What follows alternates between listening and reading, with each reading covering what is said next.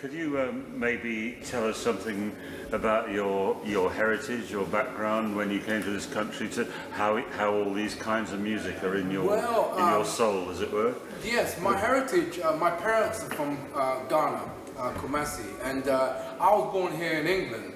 But as a child, probably even before I could walk, a lot of my relatives, a lot of my relatives would come to the house with their drums and their other instruments, and they would play, and they would sit in a circle. I remember them sitting in a circle and playing all these rhythms and doing lots of chants, and the women in the house would be dancing. And there's one thing that really stuck with me was a very traditional style of music, Ghanaian music, called Adua, and it would involve like the women moving in circles and doing a lot of these movements with their hands and their shoulders, and I used to be really kind of fascinated, and I'll just follow them, and they'll be like banging me to one side with their hips, and it's just hilarious. But the music was very infectious, and I really enjoyed the time when they would always come to the house, and they would be dressed in all traditional wear, and that's how I grew up, wearing a lot of traditional Ghanaian clothes, and the food and the music. It was very spectacular. Yeah, it's great. Do you think this has affected you in any way as a jazz player? Could you? So what influence has it had over your musical style? Definitely, I think rhythmically it gave me a lot of it gave me a great advantage rhythmically and melodically as well, because I can still hear a lot of the rhythms, and that's what I did with a lot of my compositions, where I would take a lot of melodies from my heritage and fuse it into jazz. So yeah, I've really definitely been influenced by my culture, so to speak.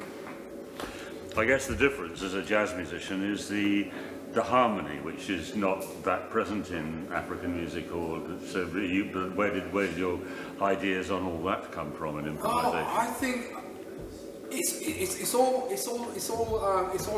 a part of it. I think with me, I hear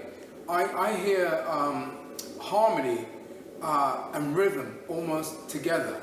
To me, it's almost like fused together, and I could play something harmonically, but I would also use it rhythmically as well. So I'm always trying to move rhythmically and harmonically together. So a lot of my improvisation is kind of all, it's like an amalgamation of rhythm and harmony. So I'm kind of like,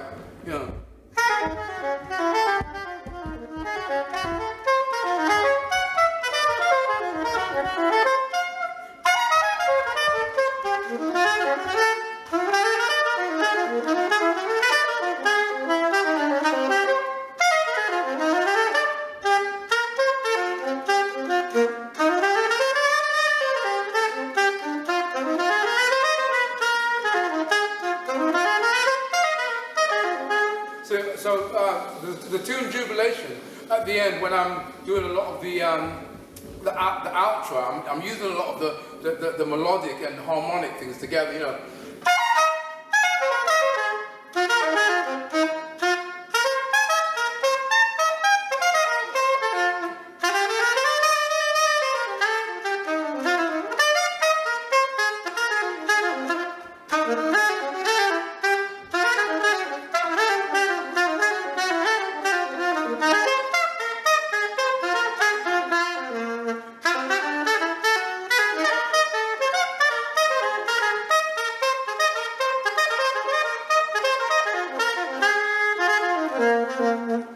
Do you use circular breathing as a matter of course? I do, very subtly, very subtly. But I have mastered the art of circular breathing. Yeah. Right. Yes. Yeah. So and also the way I breathe like a vocalist as well. So I'm really really conscious of my diaphragm and the way I play. But yeah, circle breathing started when I saw a video of Rahsaan Roland Kirk, and he would play a note, and I'd say, how can he hold it for so long? And then I would just watch and see how he did it. And then someone said to me, well, if you want to get the circle of breathing, practice with a straw and a glass of water. And that's what I did. And then I was able to kind of like take it to the saxophone and go.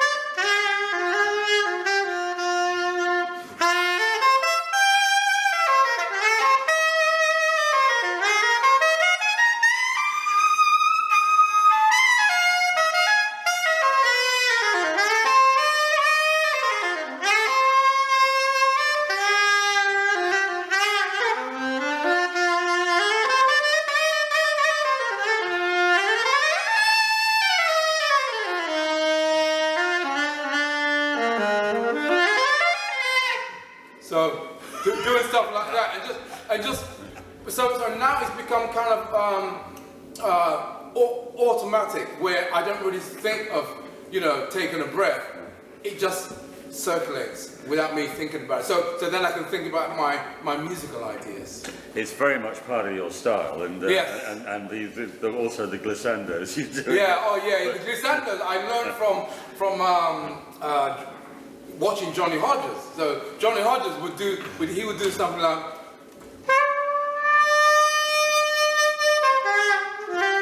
and then I just took it one step further. I'll go.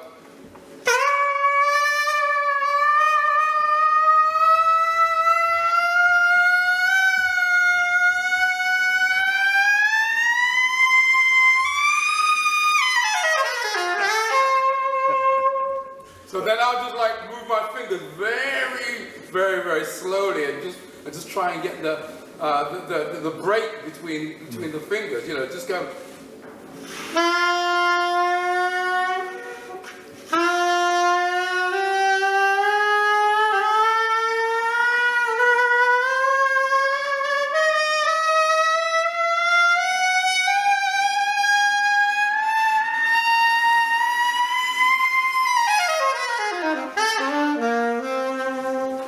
So yeah. Circular breathe at the same time. At the same time, yeah. Did you said earlier you were self-taught, but to go back to the harmony, I mean, what you play is obviously quite sophisticated harmony. Did you learn formally somewhere? No, I mean, I did a couple of years in Berkeley, but that was later. But my ear training came from listening to a lot of the masters: Charlie Parker, Duke Ellington, John Coltrane, Thelonious Monk. So what I would do, I would listen to them and be able to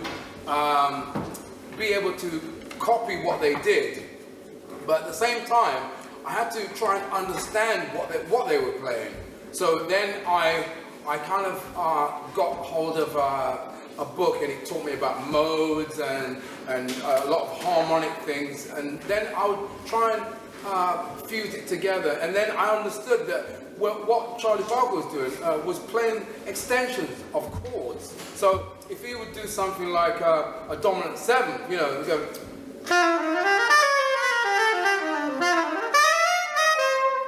And then I would say, okay, so that's like from the root, but then you got the 9.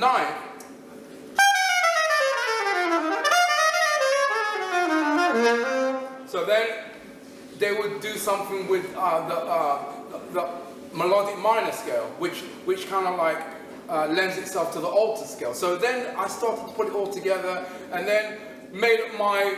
I took the initiative myself and started to develop my own harmonic way of playing. So yeah, and then learning bebop was one of the things that gave me a kind of confidence to improvise at a moment's notice without even thinking about it, because then I would learn everything in all keys.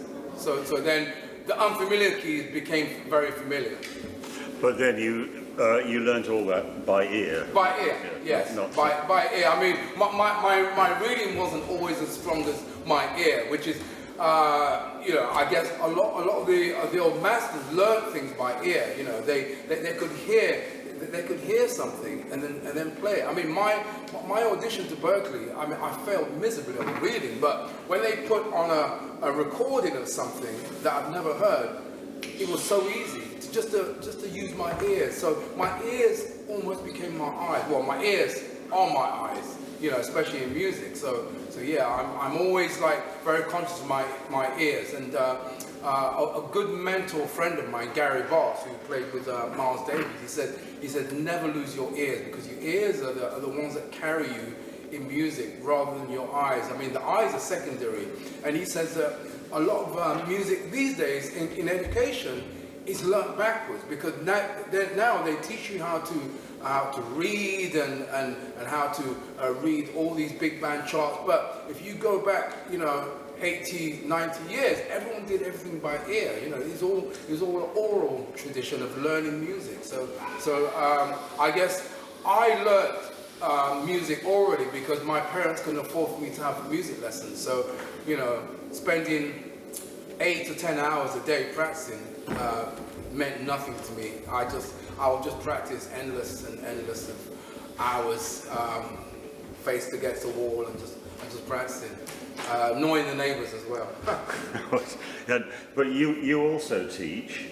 So what do you think is important to pass on to students, and how do you teach if you've got? For me, when I teach, I always focus on, first of all, getting a good sound, getting a good embouchure, being aware of how the music should sound and how you can improvise melodically. So I like to teach them about the modes. I like to make sure that they know all the modes, and they know all the cycle of fourths, and they know all the harmonic stuff, melodic minor diminished and augmented, and then I'll give them something like a composition by, say, like Charlie Parker, Thelonious Monk, and then I'll say transcribe it by ear, which is the way I learn. Just to transcribe it by ear, rather than write it down, because anyone can write it down, but to transcribe it by ear and play it note for note, that is definitely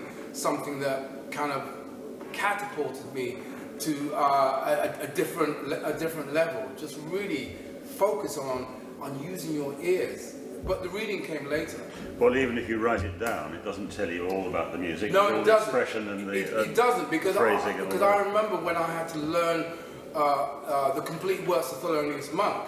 I'd never ever seen any of the music. You know, I didn't see the music. I learned everything by ear, and then it was later I saw Twinkle Tinkle.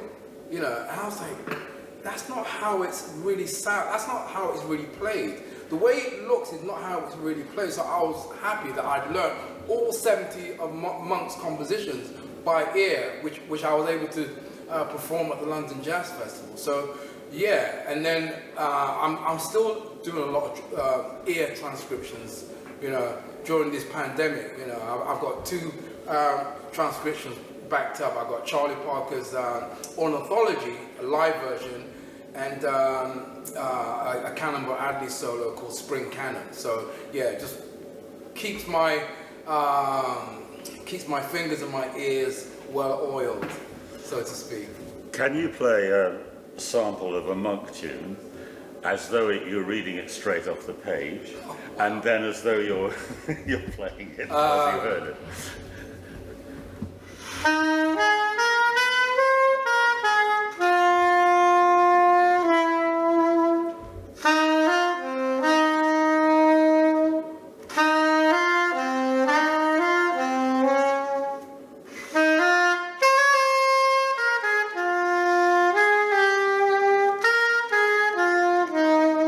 So that's how it looks on the page. So now when I play it, I was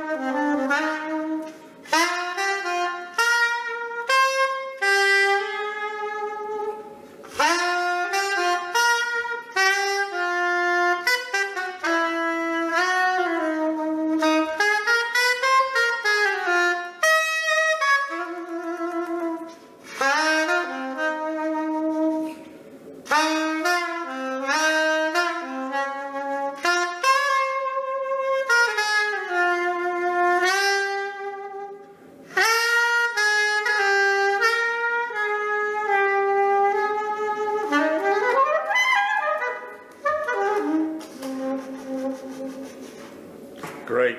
Thank you, Tony. You're welcome. We've got a little surprise for you. Uh-oh. You played one of your own tunes at the very beginning of this little talk. I did, yes. Well, now, we're going to assemble some of your fellow Grand Union musicians to come. Wow. So have a go at it. But you can lead this in to us. We're going to play Jubilation. Jubilation, yes. Fantastic.